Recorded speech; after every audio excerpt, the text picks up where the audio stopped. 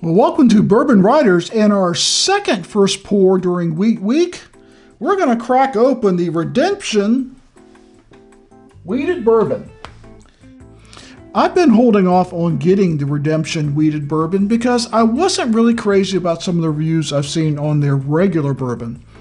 But after contemplating it a while, I thought well, if I don't buy it and try it, I will never know, right? Same for you. If you don't buy and try something, how will you ever know if you like it or not? So, the wheated bourbon is a little bit more expensive than their regular bourbon. And I did a little bit of reading about it, and I thought well, I'm going to try it for Wheat Week. And so here we are, our second first pour of Wheat Week. Our last first pour, we did the, what was that? What was right there? The Woodford Reserve Wheat Whiskey. It's not really a bourbon because it's like 54% wheat or something. So we like that, but there again, I didn't think it was great, but it is a good whiskey. It is a good wheat product. So I've got high hopes. I do like bourbon. I do love wheated bourbon. So tonight we're going to crack this open and we're going to see if it's as good as people say it is. So I know very little about Redemption. I see it everywhere, and the wheated bourbon is readily available. Apparently it has like a 45% winter wheat. It's 96 proof. So what does the website, and it's redemptionwhiskey.com, say about it? It says, at 45% winter wheat and 96 proof, this unique spirit is an exploration of the nuance. I always love it when they use nuance and character that wheat in the mash bill can unleash and unearth. Redemption Wheated Bourbon is an exceptional expression of our continuous commitment to bringing you distinct, interesting whiskeys. Its complex flavors have earned it multiple awards, plus the admiration of whiskey aficionados. Hey, I'm an aficionado. I never thought of using that term before. I just oh, you're a whiskey lover. So, yeah, it's gotten several gold awards, double gold awards. I won't bother listing all that. You can look on the website yourself. Get to our flavor profile here. I do like it when they put that on there because you're selling bourbon, you're selling whiskey. Let your customers, your potential customers, know what you feel of those flavor notes are. Just remember, when you read what's on the website, it's someone's interpretation of what the flavor and the aroma is. Your experience might be entirely different. I know with the Woodford, mine was. And like I said, I like the whiskey. It's a good whiskey. And it's a good value. Well, we want to see if this Redemption is a good bourbon and a good value. So what do we have to do first? Well, we got to pop the top, right?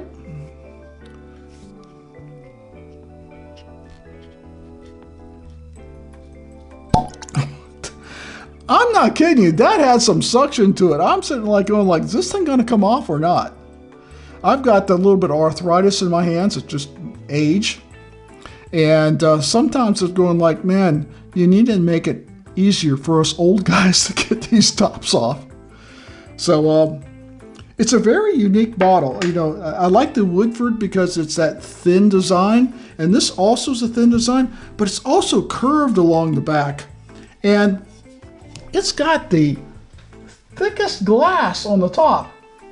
It's so it almost reminds me of, if you're old enough to remember hand-blown glass, hand-blown bottles. It's what that reminds me of, wow.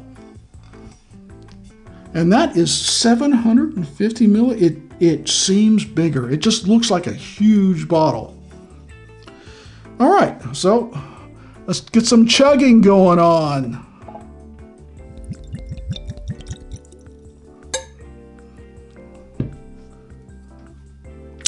You didn't see that.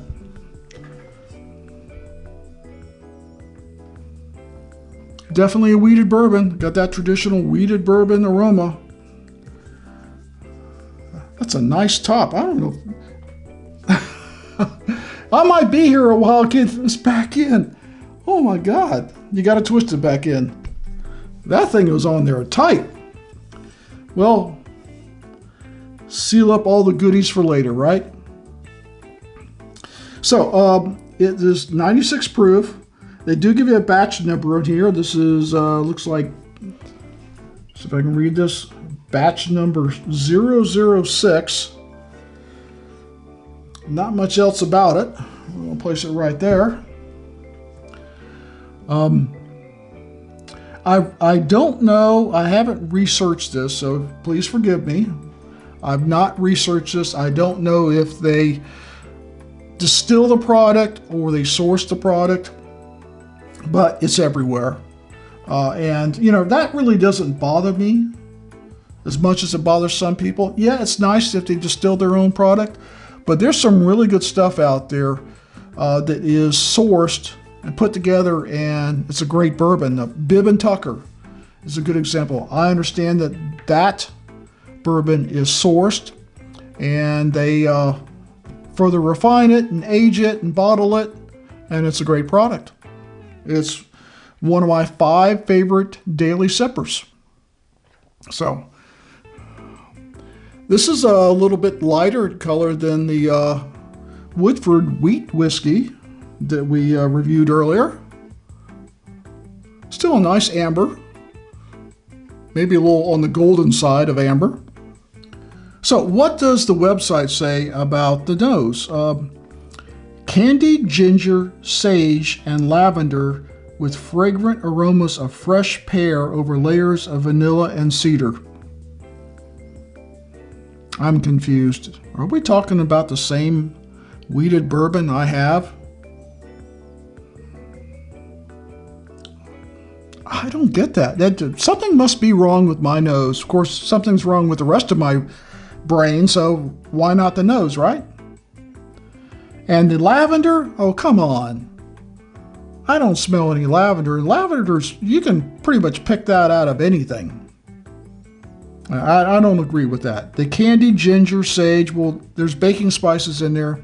The pear could be some of the sweetness I'm smelling. Definitely the vanilla.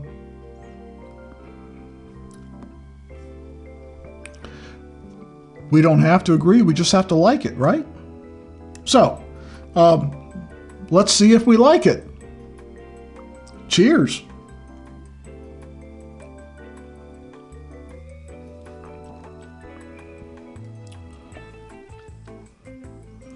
Some nice baking spice right up front.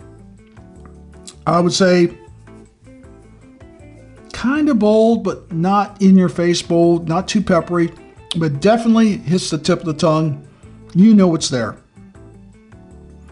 And I am picking up some fruit flavor. Definitely sweet, definitely brown sugar, cinnamon. So what does the website say? Again, silky and harmonious, yet robust and intense. Oh, come on now. Give us something we understand. Flavors of roasted coffee beans. Better. Smoked meats and hazelnut, married with spicy notes of cardamom and black pepper. You're definitely going to have to fire this person because there's nothing like that in this taste.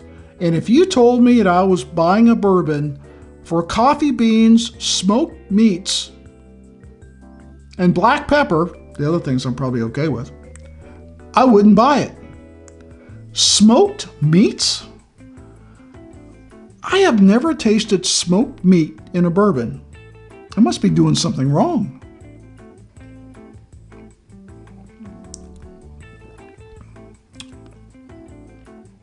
This is good.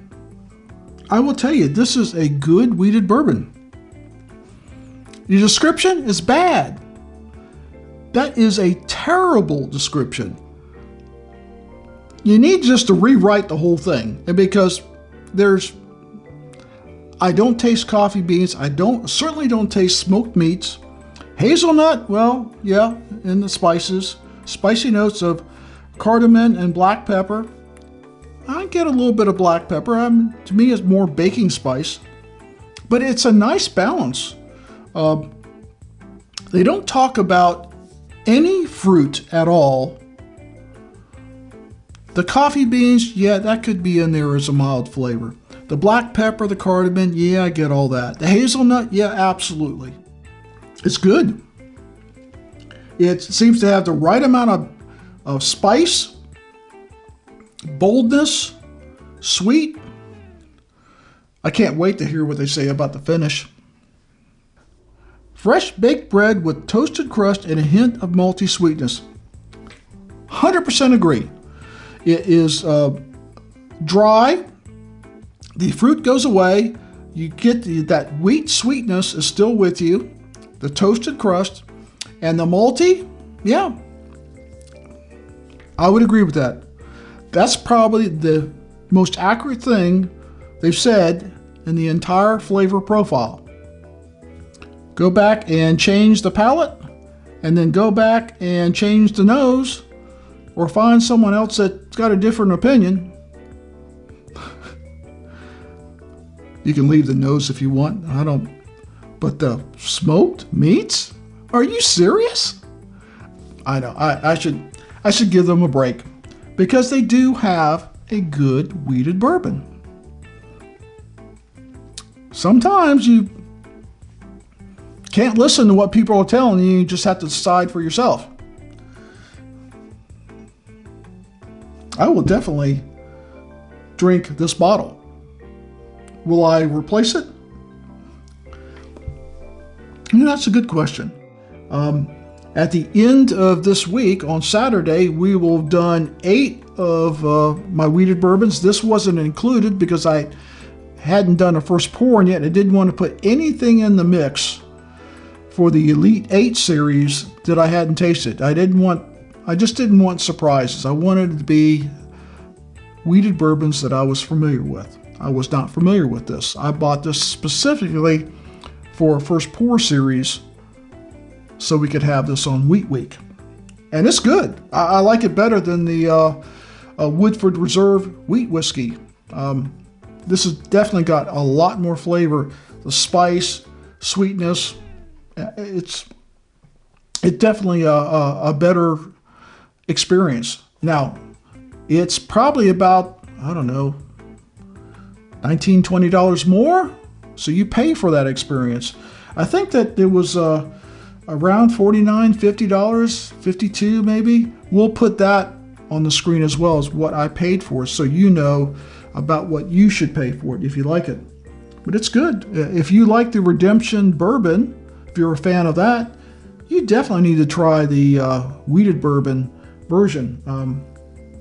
Everything's nice about it. Everything from the aroma all the way to the finish. Yeah. I would say that I give it a thumb. I'll give it 2 thumbs up. It's actually pretty good. I would definitely drink it as a daily sipper. I think you should try it. So, we hope you liked this video, and you'll subscribe for more videos like this and enjoy the rest of the Wheat Week series. This is the second of the first pour. We have a Friday night bourbon fight, which is going to be 2 wheaters. We have a blinded by spice, which is going to compare 4 cast strength wheaters. I'm probably going to fall out of my chair on that one. And then, of course, Saturday is the finale where we crown 1 wheater to rule them all. So, we hope you're enjoying the series, and stay tuned for more content all week long, because it is Wheat Week. See you then.